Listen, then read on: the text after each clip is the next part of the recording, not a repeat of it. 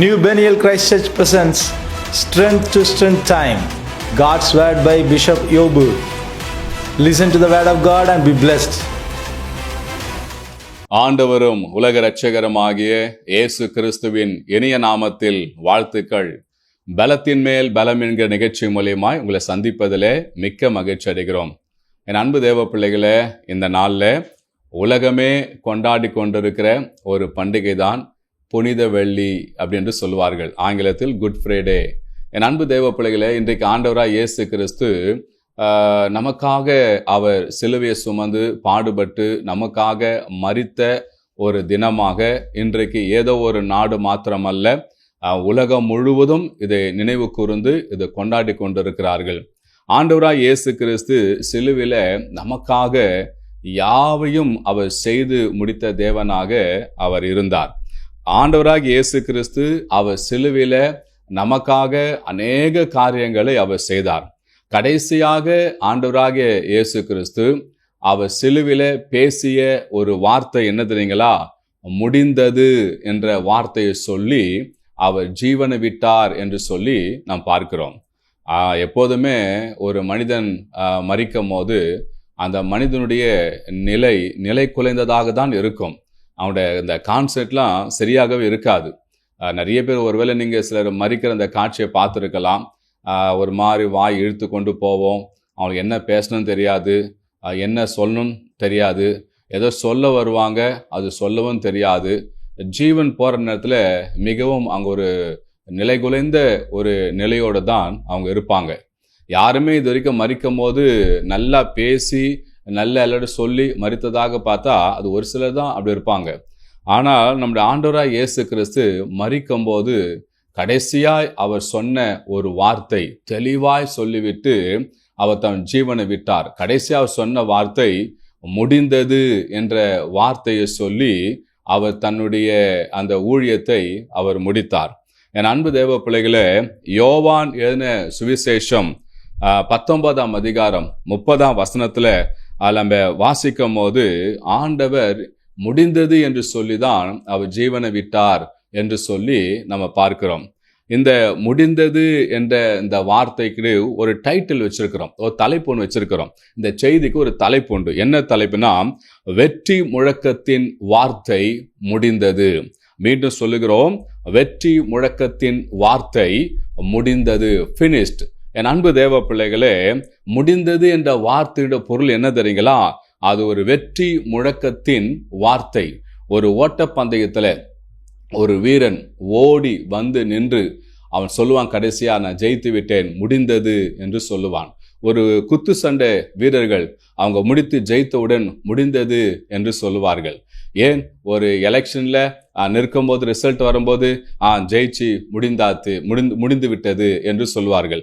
ஒரு காரியத்தை செய்து முடித்த பிறகு அதோட பெயர் என்னன்னு சொன்னா முடிந்தது என்று சொல்லி அர்த்தம். முடிந்தது என்ற இந்த வார்த்தை தோல்வியின் வார்த்தை அல்ல. முடிந்தது என்ற இந்த வார்த்தை ஒரு வெற்றியின் சத்தம், ஒரு மிகப்பெரிய ஒரு ஜெயத்தின் ஒரு சத்தமாக தான் அது இருக்கிறது. என் அன்பு தேவ பிள்ளைகளே, ஒரு யுத்த வீரன் ஒரு யுத்தத்தில் போய் யுத்தம் செய்து அவன் ஜெயித்து வரும்போது சொல்லுவான் எல்லாம் முடிந்தது என்று சொல்லி. அதே போல ஆண்டவராய் இயேசு கிறிஸ்து சிலுவையில எல்லாவற்றையும் நமக்காக செய்து முடித்து ஒரு வெற்றி முழக்கத்தை அவர் முழங்கினார். அந்த வார்த்தையின் பெயர்தான் முடிந்தது என்று சொல்லி. இந்த வார்த்தை கேட்டுக்கொண்டிருக்கிற அன்பு தேவ பிள்ளைகளே, அவர் முடிந்தது என்று சொன்ன இந்த வார்த்தை எதற்காக தெரியுமா? உங்களுக்காக தான், உனக்காக தான். உனக்காக சிலுவையிலே அவர் என்னெல்லாம் செய்து முடித்தார் பாருங்களேன். ஒவ்வொரு காரியமா நான் உங்களுக்கு சொல்ல போறேன். ஒருவேளை நோட்டு பேனா இருக்குமானால் நீங்கள் எழுதி கொள்ளலாம். இந்த வார்த்தையை மற்றவர்களுக்கும் சொல்வதற்கு அது மிக பிரயோஜனமா இருக்கும். எத்தனையோ ஆசீர்வாதமான வார்த்தைகள் வேதத்தில் உண்டு. அவைகளை காட்டிலும் இயேசு கிறிஸ்து பாடுபட்டு மரித்து நமக்காக முடித்த இந்த வசனங்களை நம்ம வாசிக்கும் போது, தியானிக்கும் போது, கேட்கும் போது அது மிகுந்த ஒரு நமக்கு ஆசீர்வாதமாக அது இருக்கும். அருமையான தேவ பிள்ளைகளே, அது மாத்திரமல்ல, இந்த வார்த்தை கேட்கும் போது பிசாசின் ஆவிகள் எல்லாம் நடுங்கும். காரணம் என்னென்றால் இயேசு கிறிஸ்து சிலுவையில மரிக்கக்கூடாது என்பதுதான் பிசாசு திட்டம். ஆனால் ஆண்டவர் நோக்கம் என்ன தெரியுங்களா? சிலுவையில மரிக்க வேண்டும் சொல்லிதான் அவருடைய திட்டமாக இருந்தது. என் அன்பு தேவ பிள்ளைகளே, ஆண்டவராய் இயேசு கிறிஸ்து சிலுவையில அவர் முடித்த காரியங்கள், செய்து முடித்த காரியங்களை ஒரு 7 காரியங்களை பார்க்க போகிறோம். 7 காரியம் சொன்னா 7 முடிந்து விடவில்லை. இயேசு சுவாமி சிலுவையில அவர் செய்து முடித்த நிறைய காரியங்கள் உண்டு. நமக்கு நேரம் குறைவா இருக்கிறபடினாலே ஒரு சில 7 காரியங்களை மாத்திரம் பார்த்து முடித்து உங்களுக்காக ஜெபிக்க போறோம். முதலாவது, ஆண்டவர் இயேசு கிறிஸ்து சிலுவையில உங்களுக்காக செய்து முடித்த காரியம் என்ன தெரியுங்களா? நம்முடைய பாடுகளையும் துக்கங்களையும் அவர் சுமந்து இனி நாம் சுமக்க கூடாதபடிக்கு அவரே எல்லாவற்றையும் செய்து முடித்தார். ஏசாயா தீர்க்கதரிசன புஸ்தகம் 53ஆம் அதிகாரம் 4வது வசனத்துல, மெய்யாகவே அவர் நம்முடைய பாடுகளை ஏற்றுக்கொண்டு நம்முடைய துக்கங்களை சுமந்தார். 1 பேதுருவின் புஸ்தகம் அதுல சொல்லப்பட்டிருக்குது, நாம் பாவங்களுக்கு செத்து நீதிக்கு பிழைத்திருக்கும்படி அவர் தாமே தமது சரீரத்திலே நம்முடைய பாவங்களை சிலுவின் மேல் சுமந்தார். அருமையான தேவ பிள்ளைகளே, நாம் சுமக்க வேண்டிய பாவங்கள், நாம் சுமக்க வேண்டிய பாடுகளை ஆண்டவர் தமது சிலுவிலே அவர் சுமந்து தீர்த்தார் என்று சொல்லப்பட்டிருக்குது. ஏசாயா தீர்க்கதரிசி அவர் சொல்லும் போது சொல்லுகிறார், இயேசுநாதர் பிறக்கவில்லை, இன்னும் பூமிக்கு வரவில்லை, ஆனால் அவர் வரப்போகிறார், பாடுபட போகிறார் என்ற வார்த்தையே தீர்க்கதரிசனமா அவர் சொல்லியிருந்தார். ஏசாயா 53:4 மெய்யாகவே அவர் நம்முடைய பாடுகளை ஏற்றுக்கொண்டு நம்முடைய துக்கங்களை சுமந்தார் என்று சொல்லி, இன்னும் சுமக்கவில்லை, இன்னும் வரவில்லை, ஆனால் தீர்க்கதரிசனமாக சொல்லுகிறார் சுமந்தார் என்று சொல்லி. என் அன்பு தேவ பிள்ளைகளே, ஆண்டவர் ஏதோ திடீரென்று அவர் வரவில்லை, தீர்க்கதரிசியால் உரைக்கப்பட்டுதான் அவர் வந்தார், பாடுபட்டார். பாருங்க என் அன்பு தேவ பிள்ளைகளே, ஆண்டவர் உங்களுடைய துக்கங்களையும் உங்களுடைய பாடுகளையும் அவர் சிலுவையிலே சுமந்து இனி நீங்கள் அந்த பாடு அனுபவிக்க கூடாது, அந்த துக்கங்களை நீங்கள் சுமக்க கூடாது, சுமரக்கூடாது என்பதற்காக அவர் எல்லாவற்றையும் சிலுவையிலே அவர் உனக்காக ஏற்றுக்கொண்டார். என் பிள்ளைகளால துக்கங்கள் சுமக்க முடியாது, பாடுகளை சுமக்க முடியாது, என் பிள்ளைகளுக்காக நான் சுமக்கிறேன் என்று சொல்லி நீ சுமக்க வேண்டிய எல்லா பாடுகளையும் எல்லா துக்கங்களையும் அவர் செய்து முடித்த தேவனாக அவர் இருக்கிறார். என் அன்பு தேவ பிள்ளைகளை அதான் ஆண்டவர் சொன்னாரு, முடிந்தது என்று சொன்னார். என் பிள்ளைகளுக்காக நான் பட்ட பாடுகள் துக்கங்கள் எல்லாவற்றையும் நான் சுமந்து தீர்த்து விட்டேன், முடிந்தது என்று சொல்லி அவர் ஜீவனை விட்டார். இரண்டாவது, அவர் நமக்கு செய்த சிலுவையில் செய்து முடித்த காரியம் என்ன தெரியுங்களா? நம்முடைய மீறுதல்களையும் அக்கிரமங்களையும் அவர் எல்லாவற்றையும் நீக்கி அவையிலிருந்து நமக்கு ஒரு விடுதலை தரும்படி அநேக காரியங்களை அவர் செய்தார். ஏசாயா தீர்க்கதரிசன புஸ்தகம் 53ஆம் அதிகாரம் 5ஆம் வசனத்துல வாசிக்கும் போது, நம்முடைய மீறுதல் நிமித்தம் அவர் காயப்பட்டு நம்முடைய அக்கிரமங்கள் நிமித்தம் அவர் நொறுக்கப்பட்டார். என் அன்பு தேவ பிள்ளைகளே, ஆண்டவரே வாரினால அநேக அடிகள் அடித்தார்கள். அதாவது ரோம அரசாங்கத்தின்படி பார்த்தீங்கன்னா 39 அடிதான் ஒரு அடி என்று சொல்வார்கள். அதுல 1 அடி 2 அடி 3 அடி வாங்கும் போது ஒரு மனிதனுடைய நிலை குலைந்து விடும், அந்த கான்செப்டே போய்விடும், அடுத்து என்ன பண்ணதே தெரியாது. ஆனா ஆண்டவர் இயேசு கிறிஸ்து நமக்காக அவர் நொறுக்கப்பட்டார் என்று சொல்லப்படுறீங்களா? நாம் நொறுக்கப்படக்கூடாதபடிக்கு ஆண்டவர் அவர் நொறுக்கப்பட்டார். நம்முடைய அக்கிரமங்கள் எல்லாம் அவர் ஏற்றுக்கொண்டார் என்று சொல்லப்பட்டிருக்குது. அப்ப நம்முடைய அக்கிரமங்கள், அதாவது பாவத்தின் மேல் பாவம், பாவத்தின் மேல் பாவம் செய்து அது இன்க்ரீஸ் ஆகிக்கொண்டு அந்த அதிகமாகிக்கொண்டுதான் அதான் அக்கிரமம் என்று சொல்லப்பட்டிருக்குது. இந்த அக்கிரமங்கள் எல்லாம் அவர் ஏற்றுக்கொண்டார். என் பிள்ளைகளால் தாங்க முடியாது, என் பிள்ளைகளால் சுமக்க முடியாது, நான் சுமக்கிறேன் என்று சொல்லி பிதாவிடத்தில் கட்டளை பெற்றுக்கொண்டு அவர் வந்து இந்த சிலுவையில நமக்காக நம்முடைய மீறுதலையும் அக்கிரமங்களையும் நீக்கி அவருடைய காரியத்தை எல்லாரும் நமக்கு இளைப்பாறு தரும்படி அவர் சிலுவையில செய்து முடித்தார். அதாவது சொன்னார், எல்லாம் முடிந்தது என்று சொல்லி அவர் ஜீவனை விட்டார். மூன்றாவது காரியம், சாபத்தை அவர் நீக்கினார். அருமையான பிள்ளைகளே, ஒரு மனிதன் பூமியில ஆசீர்வாதமா வாழணும்னா அவனுக்கு சாபம் இருக்கக்கூடாது. இன்னைக்கு எத்தனையோ பேருக்கு பணம் இருக்குது, ஆனா சாபம் இருக்கிறது, பதவி இருக்குது, ஆனா சாபம் இருக்குது, மேன்மை இருக்கிறது போல இருக்கிற சாபம் இருக்குது. எத்தனையோ குடும்பம் நான் சந்தித்து இருக்கிறேன், நல்ல பதவி இருக்கும், ஆனா அந்த குடும்பத்துல சாபம் இருக்கும்.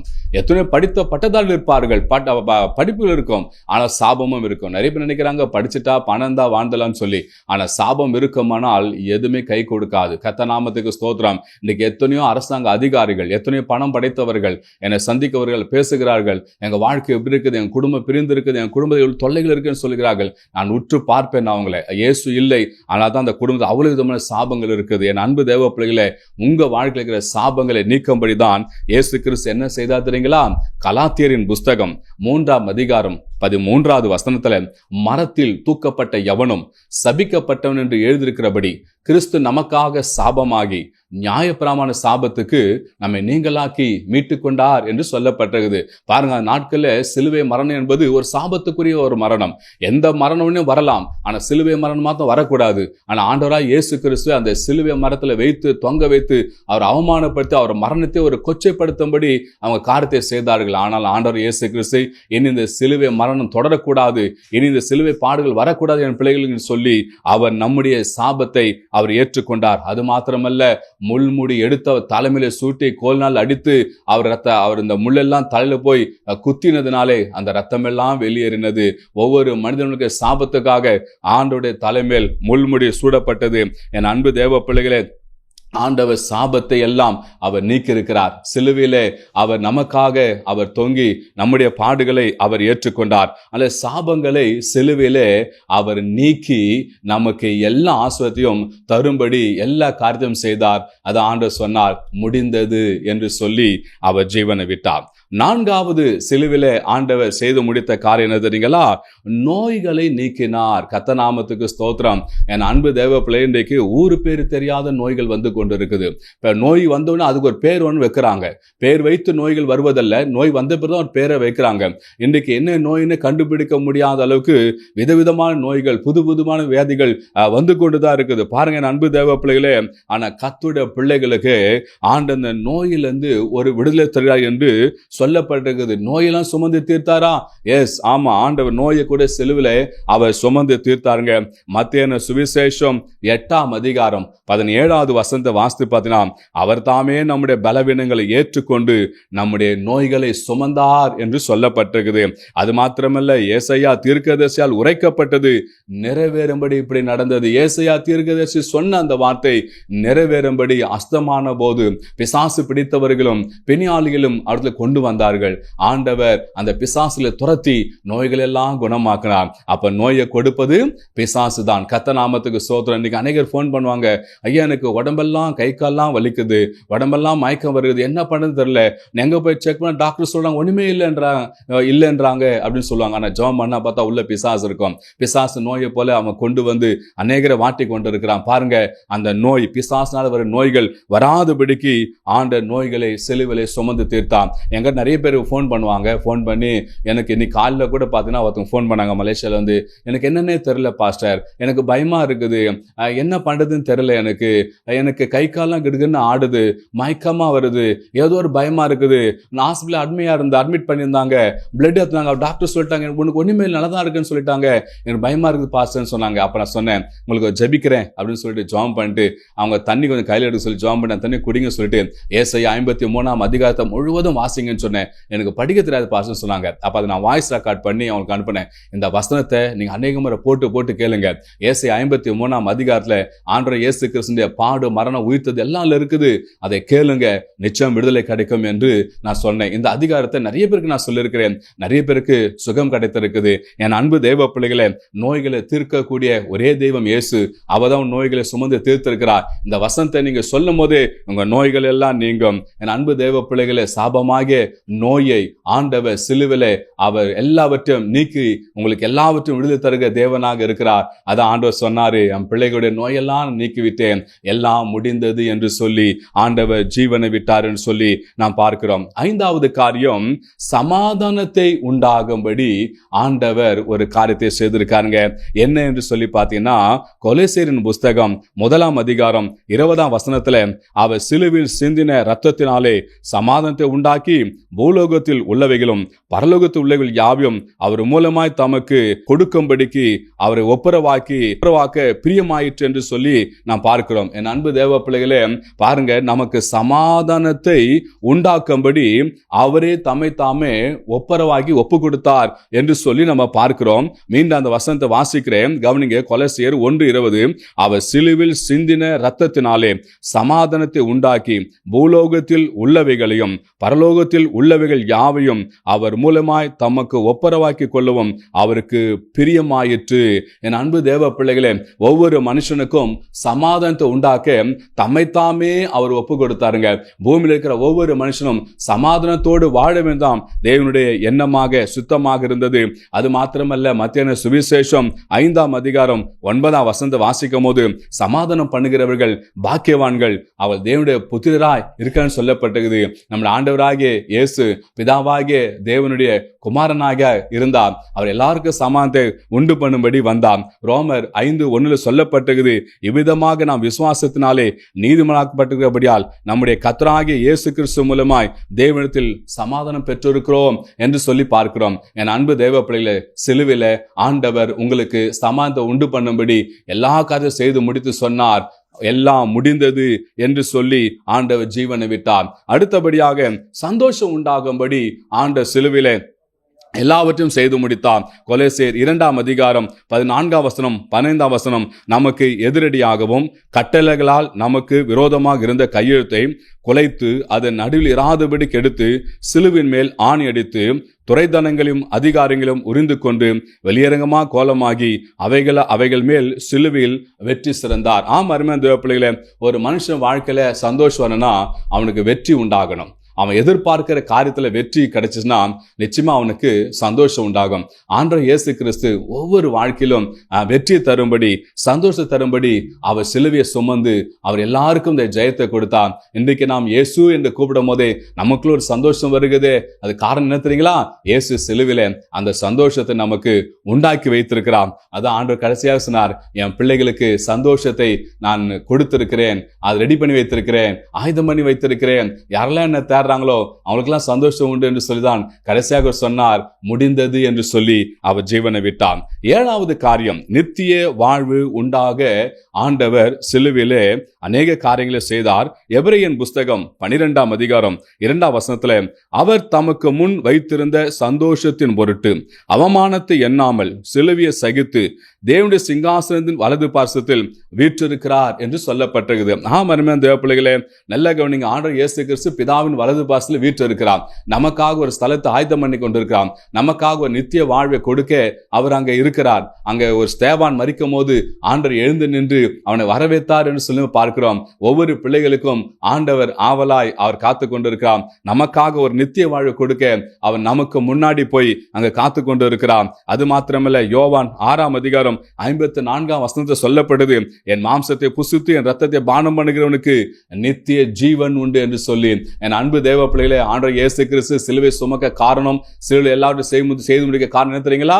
நம்ம எல்லாம் பரலோகத்தில் நித்தியமாய் வந்து வாழ்வதற்காக தான் ஆண்டவர் இந்த காரியத்தை செய்தார். ஆண்டவர் கடைசியா அவர் சொன்னார், சிலுவையில என் பிள்ளைகள் நித்தியமாய் என்னோடு கூட இருப்பதற்கான எல்லா காரியத்தை நான் செய்து முடித்து விட்டேன், எல்லாம் முடிந்தது என்று சொல்லி அவர் ஜீவனை விட்டார். இதான் சங்கீதக்காரன் 138:8 அவன் தீர்க்கதரிசனமா சொல்லியிருக்கிறான், கர்த்தர் எனக்காக யாவையும் செய்து முடிப்பார் என்று சொல்லி.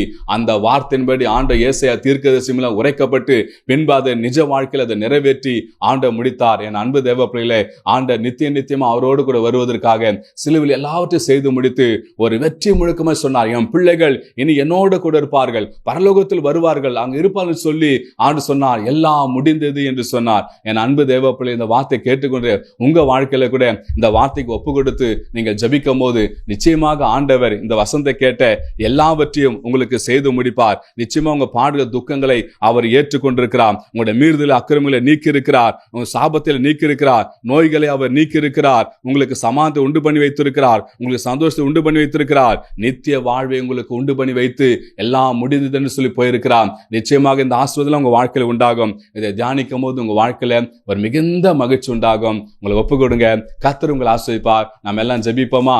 எங்கள் அன்பின் பரலோக பிதாவே, இந்த வேளை வார்த்தை கேட்ட உங்களுடைய பிள்ளைகளை ஆசீர்வதிங்கப்பா, உங்களுடைய பிள்ளைகளை பலப்படுத்துங்க.